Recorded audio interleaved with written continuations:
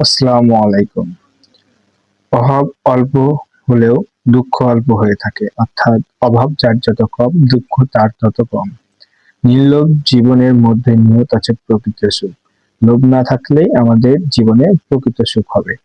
অথচ মানুষের চিরন্ত অভাব হলো বেশি বেশি চাওয়া, মানে যার যত আছে সে তত চায়। কিন্তু এই পার্থিব জীবনে অল্পতে তুষ্ট থাকার মধ্যে পাওয়া যায় পরম শান্তি।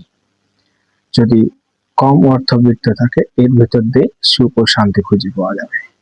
অর্থনীতি ভাষ্য মতে অভাবের মধ্যেই মানুষের জন্ম, তাই অভাব চিরন্তন।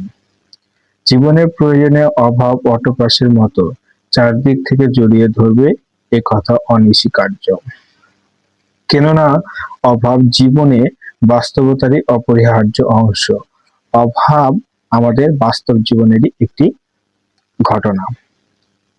মানুষের বেঁচে থাকার প্রয়োজনে অনেক মৌলিক চাহিদা পূরণ করতে হয়।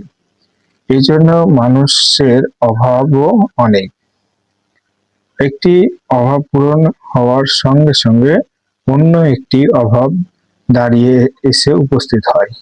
আমরা যদি একটি অভাব ছেড়ে উঠতে পারি, দেখা যাবে তার পার্শ্ববার্ষিক আরেকটি অভাব ঘটবেই। এটি বাস্তব।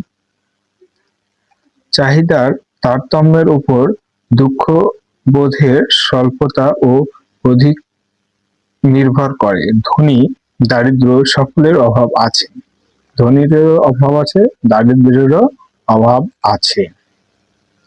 তবে তাদের মধ্যে অভাব ভিন্নতা রয়েছে।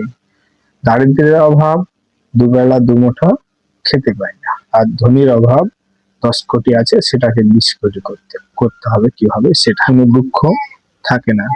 কিন্তু মৌলিক চাহিদা পূরণের অভাবের চেয়ে বিলাস বাসনা পূরণের অভাবই মানুষকে বেশি দুঃখ ভারাক্রান্ত করে।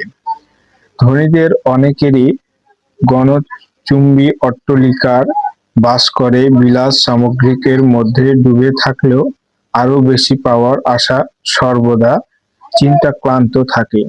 মানে আমি বললাম যে 10 কোটি আছে, কিভাবে 20 কোটি করে, ঠিক এরকম তাদের চিন্তায় তারা সর্বদা মগ্ন থাকে। তারা সম্পদ বৃদ্ধির নেশায় দারিদ্র জনগণের মুখের অন্ন পর্যন্ত কেড়ে নেয়। অপরদিকে বিত্তহীনরা বিত্তবানদের ধনৈশ্বর্য দেখে সম্পদ আহরণের ব্যর্থ চেষ্টা করে এবং সর্বদা হতাশা করে বেড়ায়। তাই শুধু অভাব অভাব বলে হাহাকার না করে নিজের যা আছে তাতেই সন্তুষ্ট থাকার মধ্যে মানসিক